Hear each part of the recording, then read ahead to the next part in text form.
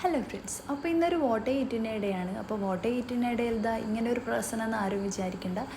Husband എടുത്ത video ആണ് കേട്ടോ. ഞാൻ ഏർലി മോർണിംഗ് വർക്കിന് കയറിയുണ്ട്, അതും പറഞ്ഞ് എന്തൊക്കെയോ പറഞ്ഞ് ഒരു വീഡിയോ എടുത്തിട്ടുണ്ടായിരുന്നു. അപ്പോൾ എന്താണെന്ന് വെച്ചാൽ പെൻഡിങ് വർക്കുള്ള സമയത്ത് ഞാനിങ്ങനെ ഏർലി മോർണിംഗ് ഒക്കെ വർക്ക് ചെയ്യാറുണ്ട്. നോർമലി 10 to 7 ആണ് ഞങ്ങൾക്ക് വർക്ക്. പക്ഷേ ഇപ്പം നോമ്പിൻ്റെ മാസമായതുകൊണ്ട് തന്നെ 10 to 5 ആക്കിയിട്ടുണ്ട്.